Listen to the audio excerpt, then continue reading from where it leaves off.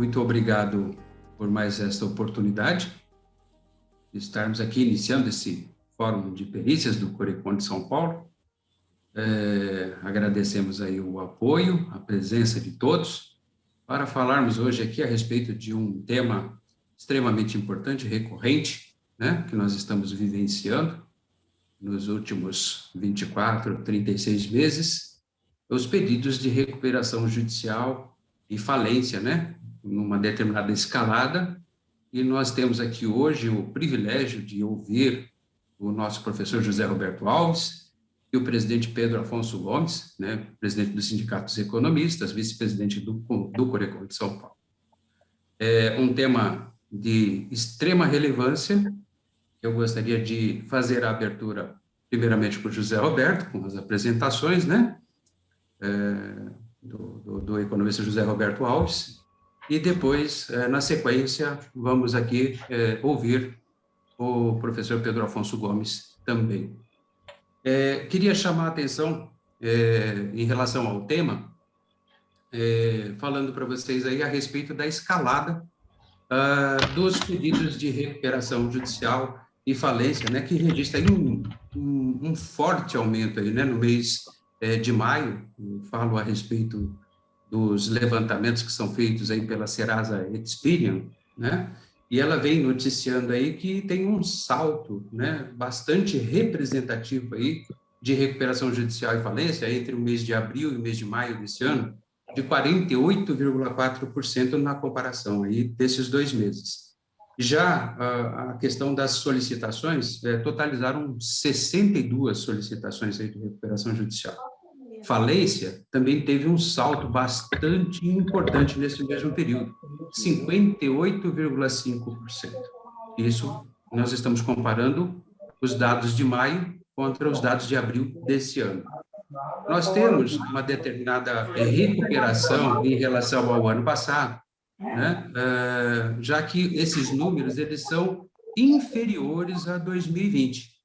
Porém, nós temos o quê? Uma escalada que está se precipitando aí neste mês de maio contra o mês de junho. O mês de junho em si ainda tem alguns levantamentos pendentes, mas nós realmente podemos concluir através dessas análises, né, que estão disponíveis no site, não só da Serasa Experian, mas também foi divulgado através do G1 e outros canais de comunicação, essa escalada em relação aos processos de recuperação judicial e falência. Então, eu gostaria de passar a palavra, mais uma vez agradecendo aí a presença de todos vocês, prestigiando esse evento, né, promovido pelo Corecon de São Paulo, e com a palavra aqui, o José Roberto Alves, para dar início a essas apresentações.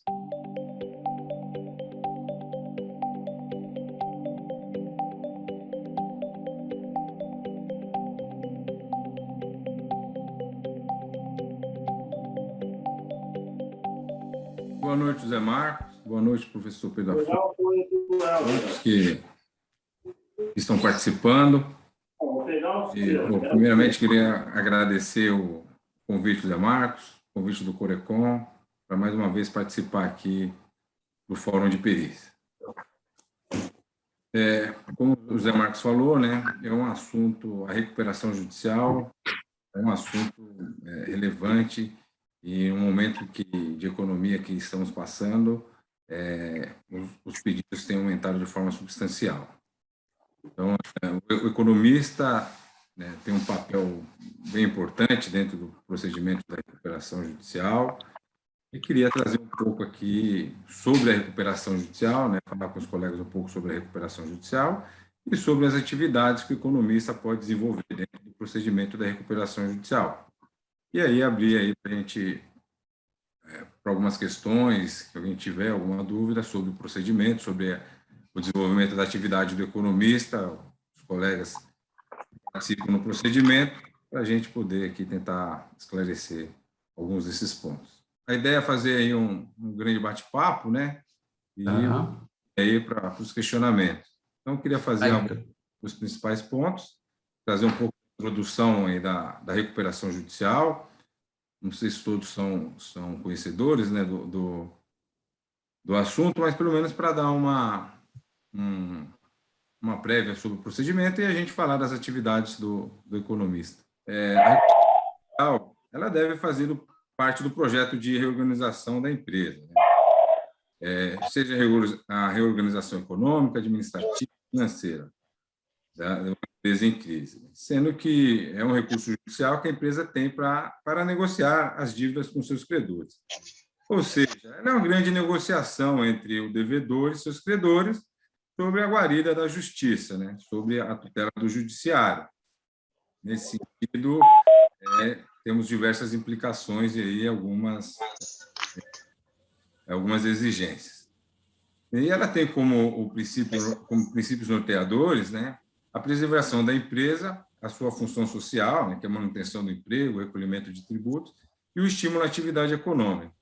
Ou seja, são atividades aí, todas que estão aí abordadas e amparadas aí na atividade do economista, né?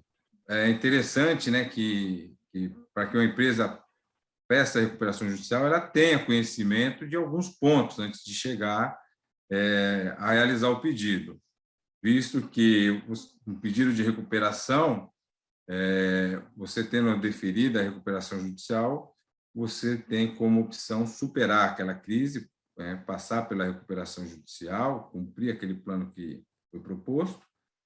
Caso não tenha sucesso, tem a decorrência da falência, ou seja, a decretação da falência. Então, antes de se pedir a recuperação judicial, a empresa precisa ter aí conhecimento de alguns pontos importantes e interessante que seja acompanhada, né, assessorada aí de um profissional da área de reestruturação e que tenha esse suporte, conhecimento para esse suporte para a empresa. É importante que a empresa conheça o tipo de crise que ela está enfrentando, né, que seja econômica ou financeira, suas causas, né, se são questões macroeconômicas, microeconômicas, para que ela tenha aí, possa determinar quais serão os meios de recuperação utilizados na recuperação da empresa.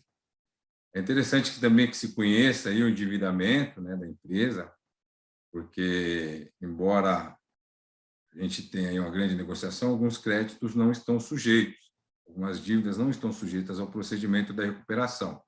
Então, é importante que ela conheça, né, a composição do endividamento para saber aqueles créditos que estão sujeitos e os que não estão sujeitos, assim como conhecer os créditos trabalhistas, né, que tem um prazo menor para ser pago, e os tributários que ela vai ter que dar andamento aí, uma equalização aí dessa dívida tributária.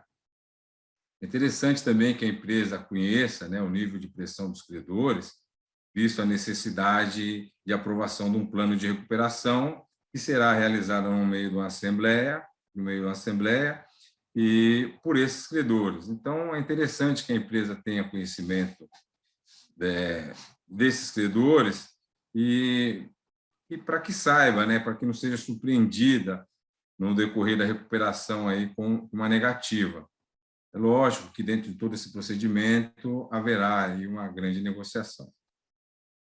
É nesse sentido, né, que a gente fala que é uma grande negociação, porque o plano de recuperação, como a gente vai ver um pouco mais adiante, ele vai trazer ali quais são os meios de recuperação. Entre eles, geralmente, aí, o mais utilizado aí é a dilação de prazo e desconto para pagamento. Nesse sentido, conhecido, né, tendo conhecimento dessa composição do endividamento, do nível de pressão de credores, do tipo de crise que a empresa está enfrentando, a empresa vai fazer esse pedido perante o judiciário. E aí o pedido exige aí o preenchimento de alguns requisitos e a apresentação de diversos documentos. E entre esses documentos, para ficar aqui mais próximo da nossa área de atuação, a gente tem os documentos contábeis, projeção de fluxos de caixa, relação de credores, entre outros documentos. Então, a atividade do economista já começa ali, antes do pedido de recuperação judicial, nessa fase pré-pedido, para o conhecimento aí da crise, né, da empresa e dessa composição de endividamento e pressão dos credores. Então, seria interessante já ter esse conhecimento para que a empresa não seja surpreendida no decorrer da recuperação judicial. E decidido, né, pelo pedido, esses documentos, essa projeção de fluxo de caixa, análise desses documentos contábeis, a preparação para que seja realizado o pedido, também é interessante que tenha alguém da área, né? É necessário que tenha alguém da área para que se prepare isso e dê andamento ao pedido. Realizado o pedido, a empresa ela prevê ali diversas atividades e procedimentos que demandam a participação do economista, do contador, do administrador, dessas áreas correlatas à nossa atuação. E aí a gente tem desde da atuação como administrador judicial, a constatação prévia, né, que agora é prevista na lei, antigamente, aí, antes das alterações de 2020, conhecida como perícia prévia.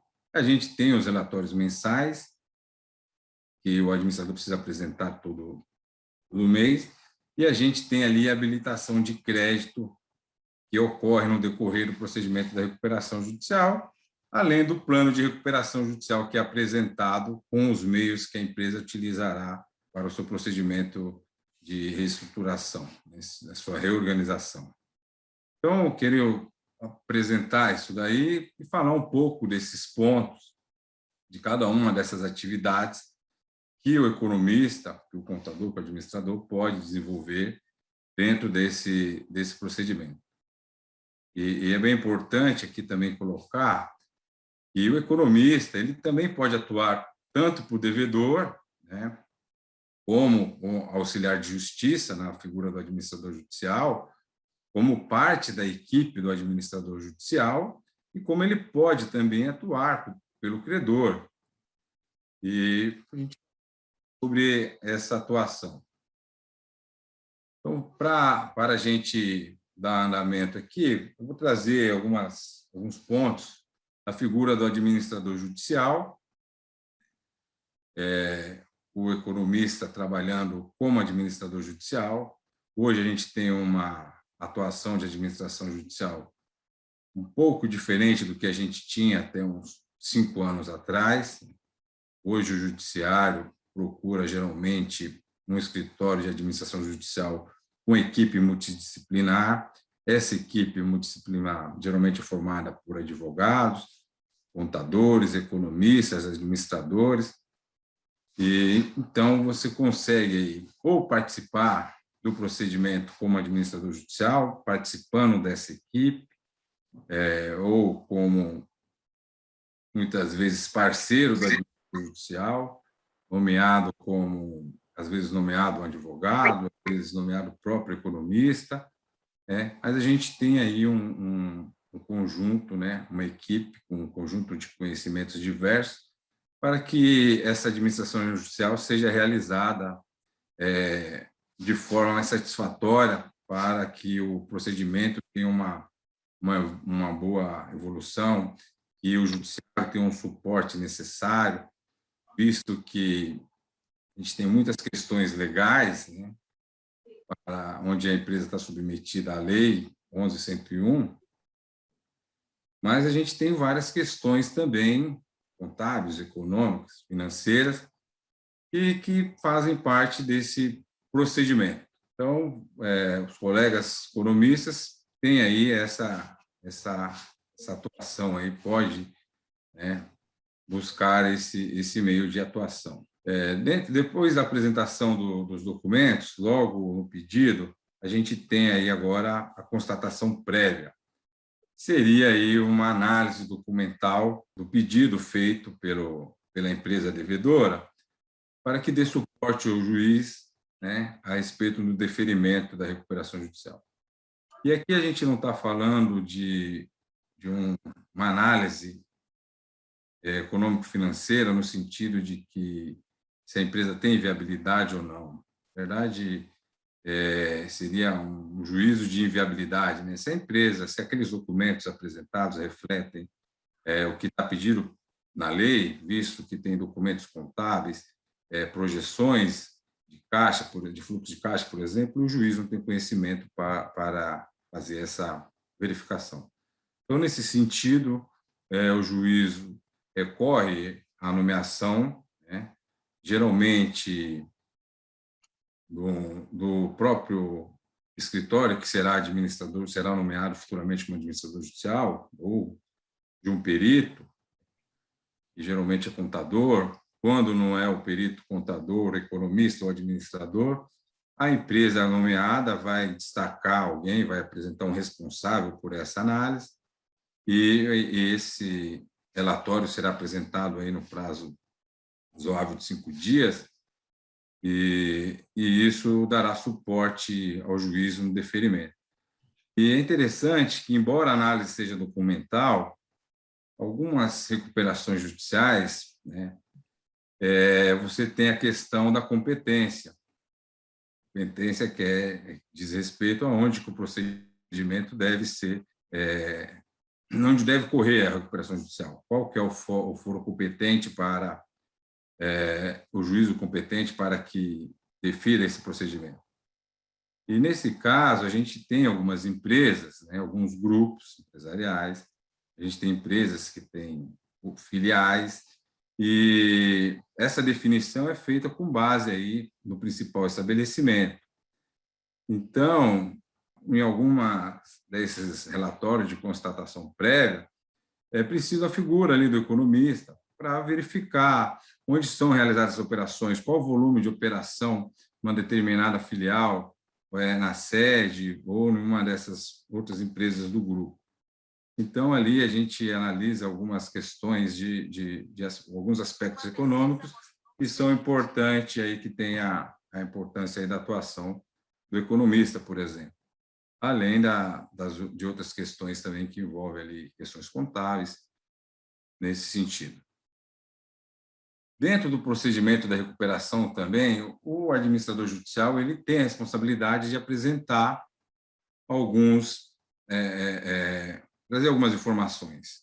E tem ali certo um número um rol, né, de obrigações ali, que ele precisa atender, e entre elas está ali, que é o relatório mensal das atividades da Recuperanda. Esse relatório, ele apresenta ali o desenvolvimento das atividades da Recuperanda, né, no dia a dia. Ele apresenta ali alguns indicadores econômicos, como índice de liquidez, grau de endividamento. Ele faz uma breve análise da análise patrimonial, uma breve análise dos resultados da empresa. Ele faz análise dos extratos bancários, faz verificação de dívida tributária. Então, ele faz um relatório ali que traz ali uma radiografia das atividades da Recuperanda no decorrer do mês. Esse relatório é apresentado mensalmente. Então, é um relatório que é desenvolvido por economistas, muitas vezes, e por contadores, pelos colegas de áreas correlatas à nossa atividade. Então, geralmente, no escritório do administrador judicial, quando não é o administrador judicial, o economista, né, vai ter alguém da equipe que vai estar trabalhando aí no desenvolvimento desses relatórios, fazendo a verificação desses indicadores. Então, é importante a participação dentro da elaboração desse relatório. E é interessante que esses relatórios trazem uma demonstração aí de como andam as atividades da empresa, e os credores podem estar acompanhando, muitas vezes, por meio desses relatórios, os juízes também, né? E isso pode ser importante, inclusive, na hora do voto, né, do credor lá na Assembleia, sobre a aprovação do plano de recuperação judicial ou não, o acompanhamento para que não haja um esvaziamento dos ativos da empresa. Então, interessante esse relatório, é um relatório importante, que tem sempre tem participação dos economistas, E é bem bacana a atuação nesse sentido. A gente também tem aí dentro do procedimento as questões de habilitações de crédito, que são onde são discutidos ali os valores dos créditos. A gente tem uma fase administrativa, onde isso é entregue diretamente ao administrador judicial, e temos uma fase judicial, que é onde é feita por meio de um incidente, né, em que o credor ele traz ali, se ele não tiver o crédito dele arrolado na relação de credores, apresentado pela devedora, e em um segundo momento pelo administrador judicial, ela vai apresentar isso no judiciário, requerendo ali a habilitação do seu crédito. Ou, por vezes, discutindo ali, né, divergindo, impugnando o valor apresentado pelo administrador judicial ou pela devedora, e vai trazer ali alguns documentos que falam, olha, demonstro, meu crédito não é X, meu crédito é Y, com todos os documentos trazidos, vai ser realizado ali um parecer técnico, aí, elaborado, muitas vezes por economista também, ou pelo contador, e onde serão, né, observadas as questões contratuais e os documentos probatórios sobre esse valor discutido. Essa atividade ela é muito próxima da atividade do perito, né? Algumas habilitações ou impugnações de crédito chegam a ter uma complexidade, tanto quanto a complexidade de uma perícia, outras vão discutir mais a questão de valor, visto que os créditos que não são líquidos, né, eles continuam correndo em suas ações próprias, né? E aí depois de ter constituído o direito, ele é trazido ali para a habilitação de crédito. Então, por vezes são discutidos somente os valores, mas por vezes a gente tem aí uma complexidade maior. Então, é uma atividade muito próxima da atividade da perícia. Os colegas que já atuam com o perito têm uma facilidade para trabalhar aí nessa questão de habilitação de crédito. E a habilitação de crédito é bacana também, que você pode também atuar, além de você atuar na função de administrador judicial, ou como um parceiro do administrador judicial, ou como membro da equipe do administrador judicial, o devedor também vai ter uma pessoa, né, que vai fazer essa discussão do crédito, defendendo o valor que o devedor apontou, assim como o credor. Muitas vezes vem, né, assistido de uma pessoa, né, de um assistente técnico, em que esse assistente, né, ele que elaborou os cálculos, ele que fez a apuração e apontou, não, o crédito está equivocado. Então, tem a oportunidade aí de trabalhar aí o economista em ambos os cenários. Aí. E aí a gente tem aí o plano de recuperação judicial, também, eu vejo a peça mais importante do procedimento da recuperação judicial. É nesse plano de recuperação que estarão apontados os meios de recuperação. Então, a elaboração desse plano, acho que demanda uma abordagem estratégica para a sua elaboração. Precisa ter conhecimento dos seus resultados históricos e fazer algumas projeções do futuro, projeções viáveis, né? Inclusive tem um laudo de viabilidade econômica que tem que ser apresentado. E aí a gente tem as projeções dos fluxos de caixa, a gente precisa encaixar ali todo esse passivo, né, dentro dessa equalização dessa dívida. A gente tem outros meios de recuperações também que a gente pode estudar dentro do plano de recuperação, né, visto que a recuperação judicial não é feita somente de dilação de prazo ou de desconto da dívida. Ela pode prever uma reorganização societária, uma reestruturação da empresa. Entendeu? Então, Então, a remodelagem de todo o negócio que envolve aquela estrutura empresarial, e isso parte de um estudo, né, de uma abordagem estratégica para a elaboração desse plano. Então, é uma peça muito importante, é uma peça que é desenvolvida pela empresa. Hoje, com a alteração da lei, há a possibilidade dos credores apresentarem um plano também. Isso a gente ainda vai sentir aí nos próximos, num período, num futuro próximo, qual que vai ser aí a efetividade, né, dessa alteração da lei, o que vem desses planos. Mas é uma peça interessante, eu acho que eu trabalhei em algumas peças dessas aí, e você estuda bem a empresa para poder apresentar um plano que possa ser cumprido, e a grande missão aí desse plano, além dele ser um plano execuível, né, você precisa convencer as outras partes disso, para que eles votem a favor desse plano, que eles aprovem esse plano e a empresa dê continuidade ao procedimento de recuperação judicial. E aí, nesse sentido, a gente tem aí, depois da aprovação do plano, continuidade das atividades, o cumprimento desse plano, e a gente tem aí uma série de negociações estratégicas que a empresa deve adotar. Então, são algumas atividades importantes que podem ser desenvolvidas pelos economistas. É uma área bacana de atuação. Eu sou um cara, assim, suspeito para falar, eu atuo na recuperação judicial já há alguns anos. O Zé Marcos, o professor Pedro Afonso, a gente já falou bastante de recuperação judicial, né? Então, é uma área, acho que de atuação, assim, que bem bacana para o economista atuar. E eu queria aí abrir um espaço, né, para que os colegas fizessem os questionamentos que entendam pertinentes, tenham alguma dúvida sobre qualquer uma dessas atividades.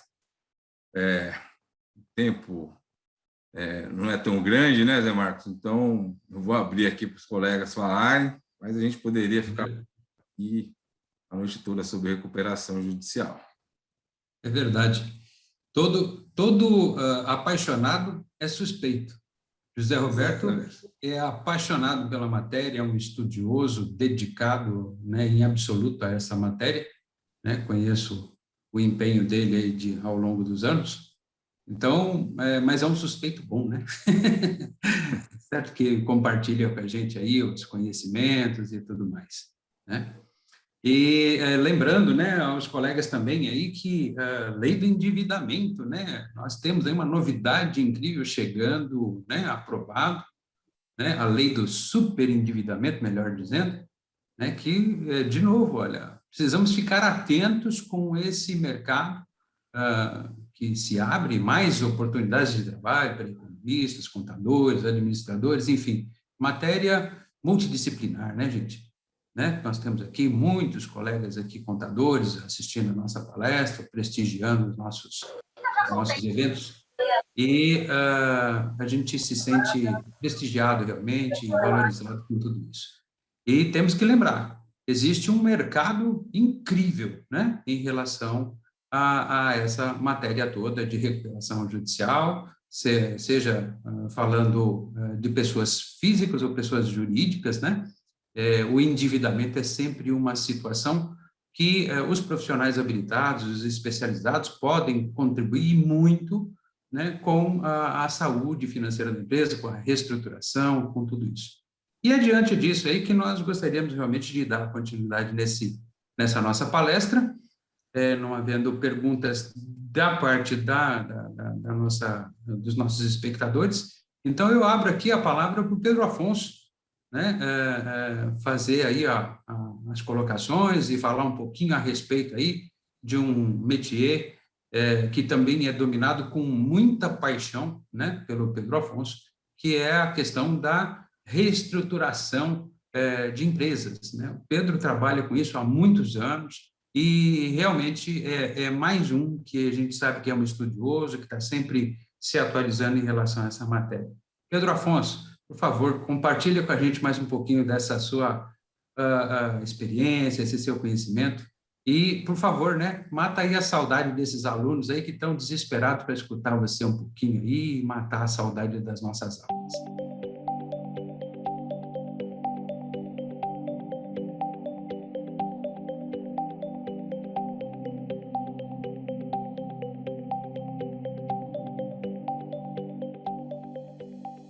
Obrigado, José Marcos. Obrigado, José Roberto, aos demais que estão aqui. Vocês vejam como esse assunto interessa, que nós temos aqui o Brasil inteiro e fora do Brasil, né? Eu estou vendo aqui o Janduir, que é de Rio Grande do Norte, o Robespierre, que é do Rio Grande do Norte, estou vendo o Edi, que é do Rio Grande do Sul, estou vendo gente que é de Minas, alguns de Minas, estou vendo até uma aqui que é do Uruguai, né?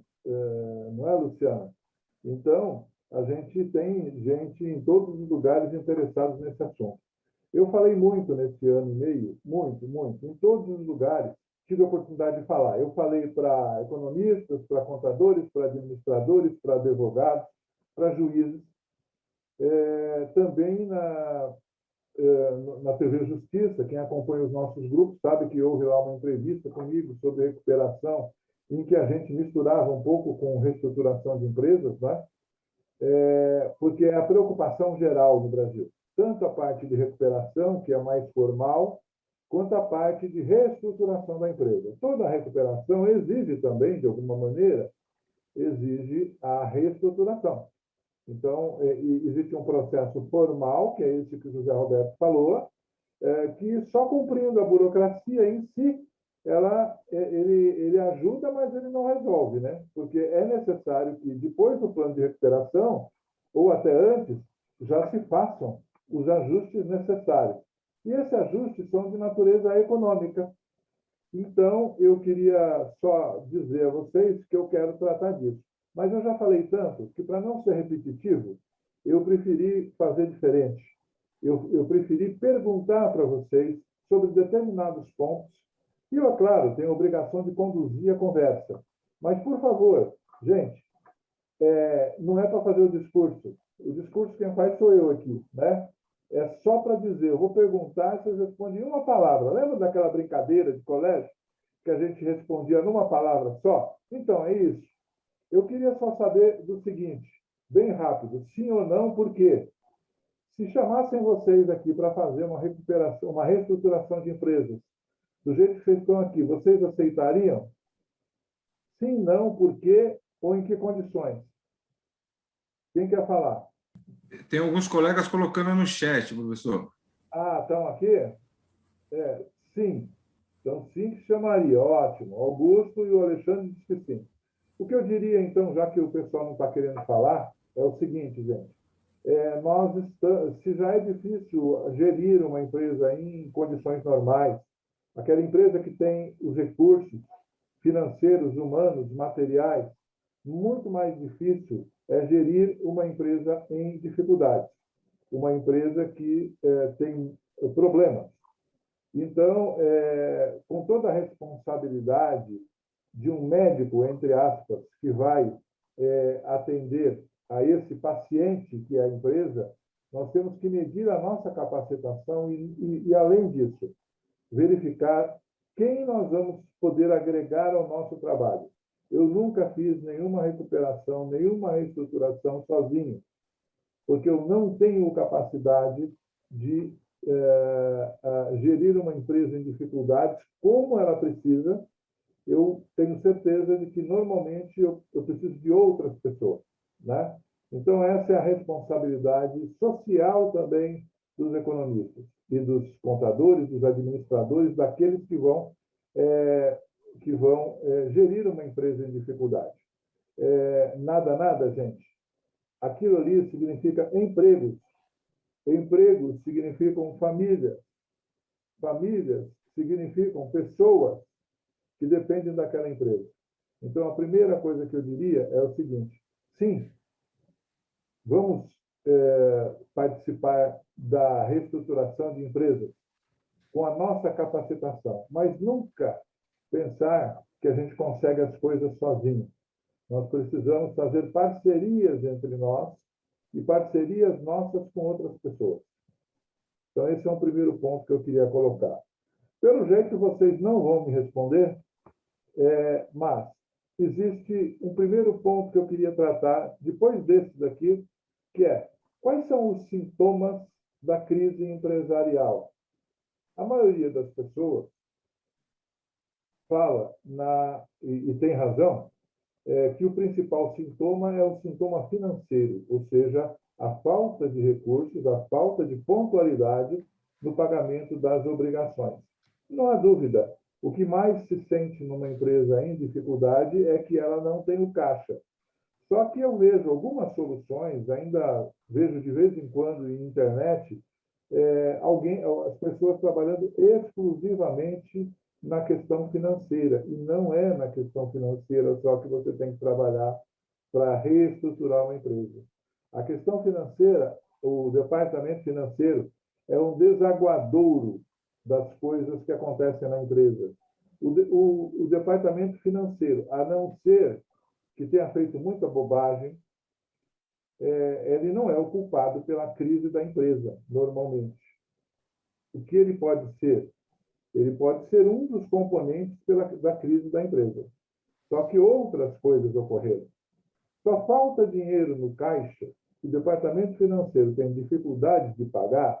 Por quê? Porque houve problemas desde lá na compra de matéria-prima, na produção, no treinamento do pessoal que não fez os produtos direito, né, que não fez da forma correta, na comercialização, na negociação de preços, no controle de custos, no marketing, que foi falho. E, é claro, o próprio departamento financeiro pode ter contribuído no sentido de que, eu não sei o percentual, gente, mas eu tenho absoluta certeza que a quase totalidade das pessoas que estão responsáveis por departamentos financeiros não tem condições de desafiar a ideia que os bancos passam sobre financiamento de empresas.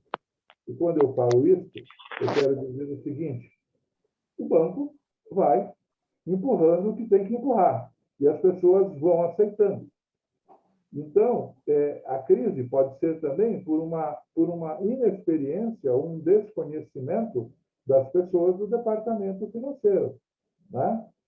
Que não buscam alternativas razoáveis para o financiamento da operação da empresa, seja para comercialização, seja para produção. Então, é claro que o departamento financeiro é um sintoma essencial. Agora, as causas, como eu falei, que é outra coisa, um é um sintoma, outro é as causas. São as causas. As causas são o todo da empresa, que leva o setor financeiro a não ter recursos. Então, a gente não trabalha só sobre a questão financeira. O economista, o contador, o administrador que vai fazer a reestruturação, ele não pode conhecer apenas finanças. Porque se ele conhecer apenas finanças, ele vai ficar com um pedaço do problema. Ele tem que ter noções de todos os setores da empresa. Ele pode não ser especialista em produção, ele pode não ser especialista em marketing, em comércio, em comercial, ele pode não ser especialista na área logística de custos, mas ele precisa ter um pouco de conhecimento para poder contribuir na tarefa. Então, o que eu... Há um pouco de deficiência, né, nessa questão assim, de viabilidade econômica, planejamento. Eu sempre falo isso no meu trabalho, que são coisas que parece que deveriam ser lecionadas na escola desde o ensino fundamental, essas questões. Sem dúvida. A tradição, Raquel, que nós temos no Brasil é uma tradição de empresas familiares, né? Então, a suposição é que o filho tem tantas qualidades quanto o pai teve para tocar uma empresa. Só que, além de as pessoas serem diferentes, os tempos mudam. E os sucessores, ou seja, os herdeiros, não são preparados da mesma forma. Quando você fala numa empresa que não é familiar, que ela tem ações ou outras coisas assim, você vai observar essas pessoas e vai ver que elas estão ali, como diz o Luiz Nassif, né? O Luiz Nassif tem uma expressão que pode ser meio forte, mas é verdadeira. Ele chama as pessoas que só gostam de trabalhar com aquilo que está no computador de cabeça de planilha. Ou seja, a pessoa só se baseia naquilo que ele está enxergando na frente do computador. E ele não consegue ir até o problema, por exemplo, o levantamento de custos, a logística, a fabricação, a produção, e descobrir ali uma situação em que possa melhorar o desempenho da empresa e, melhorando o desempenho da empresa, desafoga um pouquinho o financeiro. Acho que o Zé Marcos queria falar. Na verdade, pegando um pouquinho desse teu gancho e fazendo uma menção aqui que o Samuel Balian acabou de colocar no site, eu acho extremamente pertinente e cabível nessa colocação, Pedro, que é a questão da confusão patrimonial que se encontra no momento em que você está fazendo essas análises e pré-análises, né? Ou seja, num determinado momento, o sócio acaba por confundir o seu patrimônio com o patrimônio da empresa, seja por conta, às vezes, da inexperiência, ou seja, até por conta da situação aflitiva que o empresário acaba vivenciando, tentando, com os seus recursos e com os seus conhecimentos, superar as crises que ele foi colocado. Eu acharia interessante a gente fazer aí uma menção, eu acredito que essa colocação do Samuel é extremamente pertinente. E a Márcia também faz uma colocação muito importante, Márcia Pereira, né, que realmente existe aí uma situação de confusão, onde esses limites, né, de patrimônio não são respeitados aí, o empresário acaba fazendo da empresa aí o quintal da casa, né? Mais ou menos essa é a colocação da Márcia. Eu já vi casos extremos nesses dois sentidos, tanto que o Samuel quanto a Márcia comentaram, e que são situações que levam à quebra da empresa, né? Porque o empresário sofre muito. Alguém que acha que o empresário não sofre é porque não conhece a realidade do empresário. O empresário, pelo menos nos primeiros anos, ele sofre muito. Agora, ele precisa estabelecer critérios de quanto é o mínimo para tocar a empresa dele, para fazer crescer a empresa dele. E ele, às vezes, não tem isso, porque a família... Veja, o empresário está dentro da empresa, vivendo a empresa. A família acha que ele é milionário, né? Então, a família quer tudo, e ele não pode dar tudo. E aí, depois, vem as soluções mágicas, que são as soluções de separação de patrimônio, etc, etc. O Zé Marcos falou há quanto tempo, ele não falou há quanto tempo eu estou nesse negócio de reestruturação. Mas, a rigor, se eu for pegar lá do começo, já fazem 40 anos. Porque quando eu tinha 20, eu já era assessor de uma pessoa que era síndico de massa falida ou comissário de concordata, em nome do Banco do Brasil, e eu era o assessor dele para fazer as operações. Mas, além disso, tem os processos. E isso daí de isolar o patrimônio, de não haver aquilo que a gente chama de despersonalização da pessoa jurídica, né?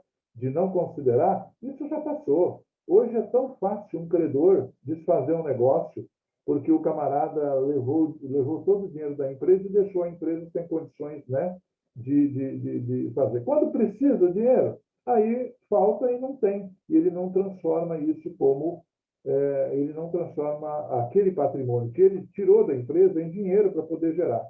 É uma visão míope do empresário, porque tudo que ele tem na vida saiu da empresa. E se ele mata a empresa, ele mata aquilo que é a construção. Mas, tudo bem, faz parte, né? Aliás, gente, é aquela história que alguns que estão aqui já me ouviram falar em cursos, né? Na verdade, nós fazemos um papel muitas vezes a gente faz um papel do médico legista, né? Porque o médico clínico geral, ele sabe um pouco de cada coisa, mas ele não sabe o específico, né? O específico. O especialista sabe tudo do específico, mas não sabe nada do geral. E o médico clínico geral, ele sabe tudo de tudo, mas ele sempre chega 5 minutos atrasado. Então, o que ocorre é que nós temos aí uma situação em que a nossa assessoria se vale do quê? De uma falta de conhecimento do empresário também e dos seus gerentes, né, que às vezes estão na mesma linha. Indo adiante, mais rápido um pouquinho, eu acho assim, foi falado do plano, e o plano, que parte de um diagnóstico, parte de um plano, o José Roberto já comentou, o plano de recuperação, que também pode ser um plano de reestruturação, ou seja, se a empresa não optar por um procedimento judicial de recuperação, ela pode fazer um plano de reestruturação. Não é nada estranho. Depende da situação, você vai recomendar a recuperação ou você vai recomendar a reestruturação. Até porque o de recuperação, ele é um processo mais caro para a empresa. Mas, se der para fazer em reestruturação, eu trabalho para muitas empresas que nunca entraram em recuperação e continuam sobrevivendo. Agora, Pedro, claro que tem que ser analisado. Oi, Zé Roberto. eu acho assim, até eu entendo que seria, né, necessário primeiro o plano de reestruturação. Isso. O plano de recuperação seria em último caso, porque é um remédio amargo, né?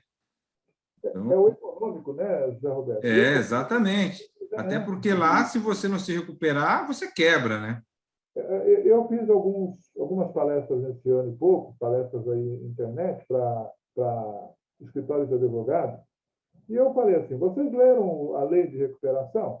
Vocês sabem que se vocês entrarem com um pedido de recuperação de uma empresa que é inviável e que não for aprovado o plano de recuperação, o juiz só pode fazer uma coisa, decretar falência. Não tem outra alternativa. O juiz vai decretar falência, porque vai ser inviável o plano. Agora, a questão é que os advogados não prestam atenção nisso. Então, antes de pensar em recuperação, pense na viabilidade da empresa. No caso da reestruturação, eu faço um passo anterior ao plano. Porque é assim, você chega, o paciente está em situação ruim. Você está já internado, entubado, vamos dizer aqui. Infelizmente, temos que usar essa expressão para caracterizar. Ele está entubado. Você vai fazer o quê? Você vai ficar fazendo o plano de como ele vai sair? Não, você tem que ter medidas de urgência, que são medidas que nem sempre estão no manual. Porque não adianta você querer dizer assim, tem que fazer isso porque o manual diz isso. Não, meu amigo, agora é salvar a vida da empresa.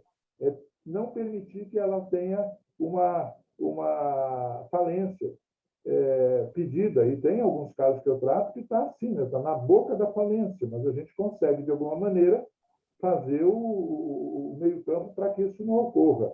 Então, é necessário que se tenha medidas emergenciais. Como são muitas, eu não tenho condição de falar aqui, mas são sempre aquelas que fazem a empresa, pelo menos, sobreviver e perder menos.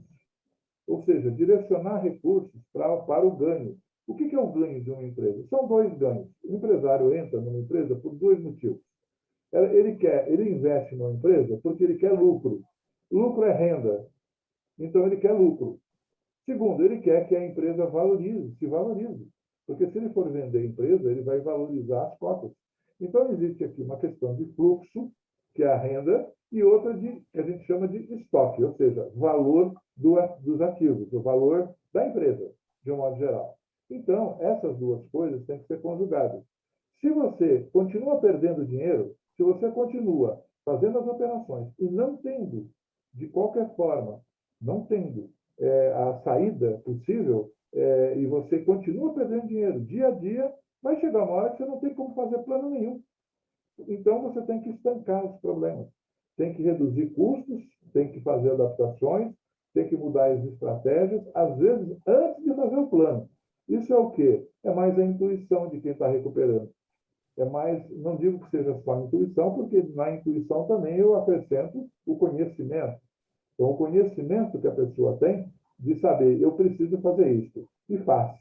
Porque senão, daqui a 15 dias, quando você falar assim, agora eu tenho o plano pronto, a empresa já quebrou. Então, é necessário isso. Depois, nós temos os ajustes, temos o diagnóstico da empresa. Então, o diagnóstico tem que ser feito, mas eu não faço no primeiro momento, não. A gente primeiro tenta enxergar grosso modo, depois vai fazendo os diagnósticos onde tem que arrumar. depois faz alguns ajustes que são possíveis. E depois, no longo prazo, a gente faz o plano, né? E esse plano de reestruturação, ele deve ser viável. Não existe situação em que os credores, que as pessoas que estão com a empresa vão fazer de outra maneira se elas não sentirem viabilidade. É muito mais fácil ao credor entrar com um pedido de falência, entrar com uma execução, com um pedido de cobrança. Ponto, é que quebra a empresa. Ele quer o dinheiro dele. Só que ele também pensa assim, bem, se eu fizer isso, os outros fizerem, eu não recebo nada. Então, você tem que, na gestão, chegar a isso. Por isso que eu volto. O Alexandre está fazendo uma pergunta, eu já te respondo, viu, Alexandre? A consultoria, ou seja, o consultor em reestruturação de empresas de recuperação, ele precisa ser aquilo que... vocês já leram um livro chamado O Economista e o Ornitorrinco? Nunca leram? Eu vou pôr aqui depois, na hora que a gente tiver, eu vou colocar o nome do autor. O Economista e o Ornitorrinco. Sabe o que é o ornitorrinco, gente? Vocês lembram daquela imagem, daquele animal, que é a cabeça, tem a cabeça de pato, tem os pés de não sei o quê. Vocês nunca viram um ornitorrinco? Quem está trabalhando aqui no bate-papo, se quiser, põe uma foto do ornitorrinco aqui no bate-papo. E o professor lá do Pará falava isso. O economista tem que ser um pouco de tudo. Também não era só ele que falava, né? O próprio Keynes fala sobre aquilo que tem que ser. Então, o consultor tem que vender o seu trabalho e tem que ganhar também naquilo que ele proporciona de ganho. Então, se a empresa ganha, se ela diminui o endividamento, se ela melhora o desempenho, precisa mensurar isso dessa forma. O Alexandre perguntou a respeito do endividamento tributário. Existem algumas medidas que estão sendo feitas, tanto por governos federais como estaduais, que são propostas individuais de acerto, porque isso tem nas diversas secretarias, você tem lá a proposta de fazer acerto de tributos. Eu diria que a recuperação não é a melhor solução, a recuperação judicial não é a melhor solução para quem está endividado em termos tributários, mas se for, tem esses caminhos, que Até porque, né, professor?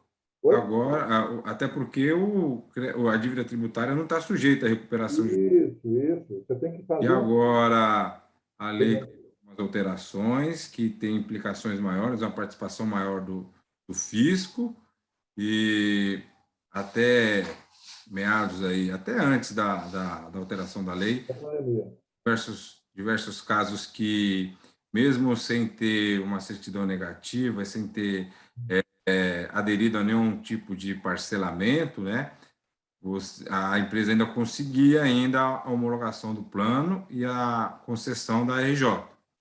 Hoje, isso está mais dificultado. Então, é preciso aderir a um dos programas de parcelamento, pelo menos. São discutidos aí várias questões sobre se os planos de parcelamento atendem ou não atendem às necessidades das empresas em crise, mas não está sujeito à recuperação judicial à dívida tributária. Então, a gente tem que ter as soluções e a gente tem que estudar cada solução. E, às vezes, Exatamente. A solução, né, não está na lei. Ela é um fato econômico. E vejam bem, gente, as empresas, os empresários, os credores não raciocinam de acordo com a lei. Os credores, os empresários, raciocinam de acordo com as questões econômicas. A lei ajuda a resolver, mas não é a lei que resolve. A lei é o seguinte, mesmo que esteja fora da lei, se eu proponho para um credor determinado parcelamento, ele vai, naturalmente, ele vai ponderar se para ele interessa. Se não tiver nada contra na lei, ele faz, né?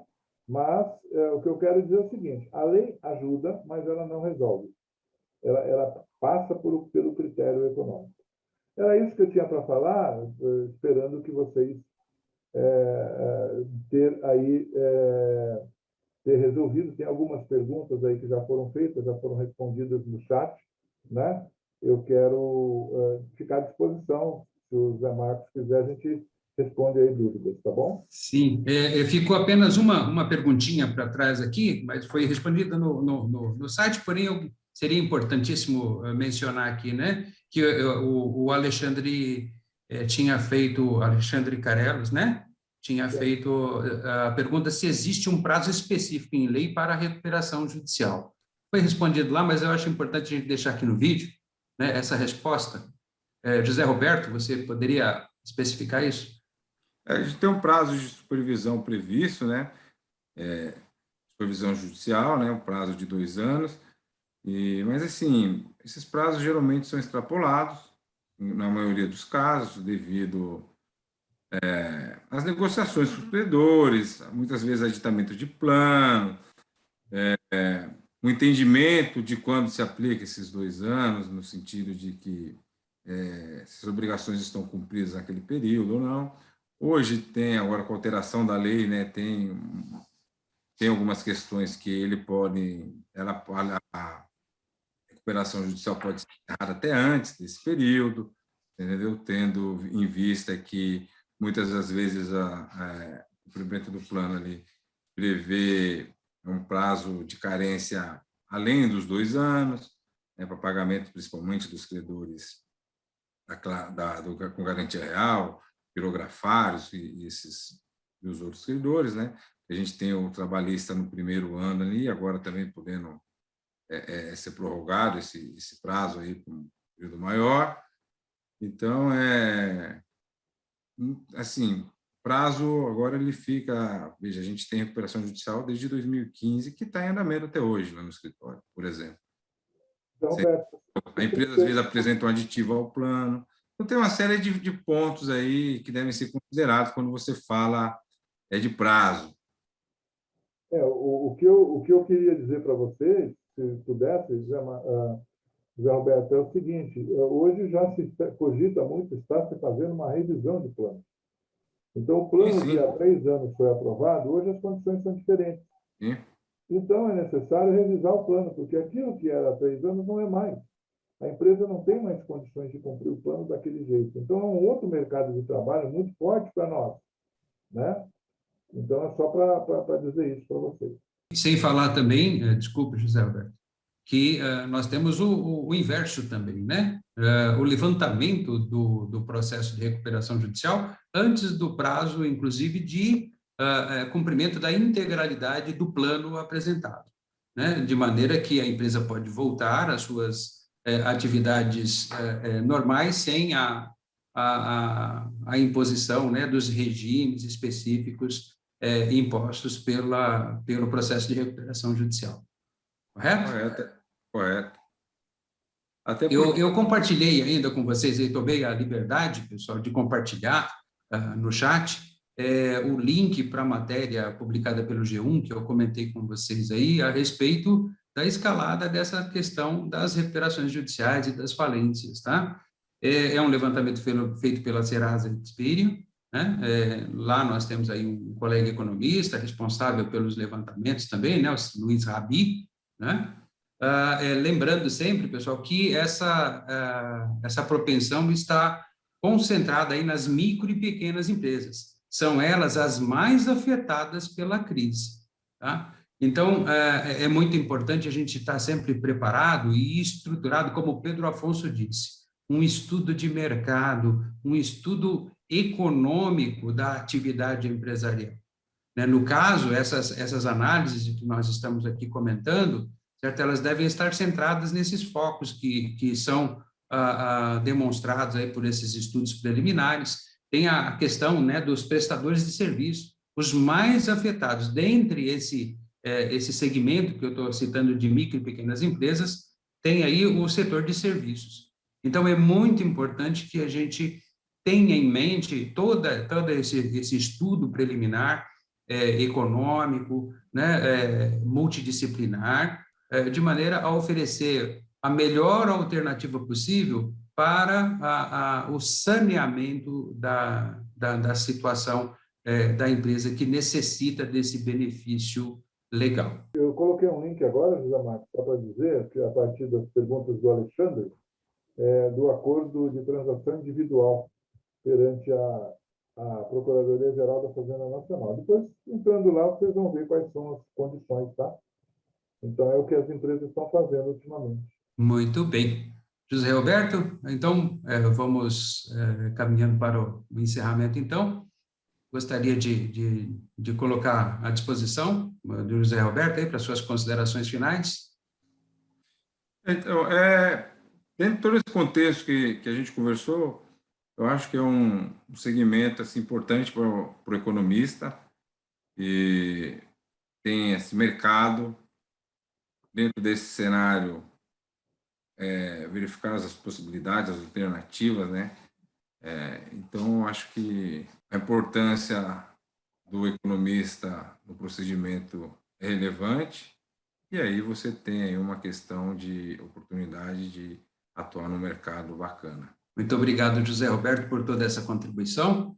E Pedro Afonso, suas considerações também, por favor. Obrigado, José Marcos, obrigado a todos e todas que estiveram aqui conosco. Só digo a vocês que o empenho do sindicato e do Conselho de Economia de São Paulo, Corecon São Paulo, Sindecom São Paulo, sempre será ampliar as possibilidades de trabalho para os economistas em especial, mas sem esquecer dos nossos amigos contadores e administradores. Só lembrando que nós estamos aqui há 18 anos, começamos o Fórum de Perícias com outro nome, né? Comitê de Perícias, e, se salvo engano, dos que estão aqui presentes, temos 3 fundadores, que é a Maria Luísa, eu e o João Leite, salvo engano. Não sei se tinha mais alguém nas primeiras reuniões. Depois foram agregando outras pessoas. E quando a gente fazia esse tipo de iniciativa, do Comitê de Perícias, a gente foi percebendo a riqueza que nós podemos dar às empresas, ao judiciário, aos advogados, quer dizer, com o nosso trabalho sendo remunerado e sempre que possível bem remunerado, nós estamos ajudando a resolver muitos problemas que a sociedade tem e que são trazidos por esses tomadores de serviço. Então, quero dizer que o que depender da gente, a gente faz. Tá bom? Obrigado a todos. Então, eu quero registrar mais uma vez aí os meus agradecimentos à participação de todos, colocar sempre à disposição o Conselho Regional de Economia, através do Fórum de Perícias, colocar à disposição dos colegas também o Sindicato dos Economistas, através dos trabalhos que nós oferecemos, né, plantão de dúvidas e tudo mais, que vários colegas fazem uso, né, onde a cada terça-feira, todas as terças-feiras, né, das 16 às 18 horas, um colega economista se coloca à disposição, doando o seu tempo para elucidar dúvidas pontuais aí daqueles que militam nesse campo de perícia e assistência técnica judicial, extrajudicial. Tá bom? Então, o meu cordial abraço a todos vocês. Vamos continuar nos cuidando muito, né?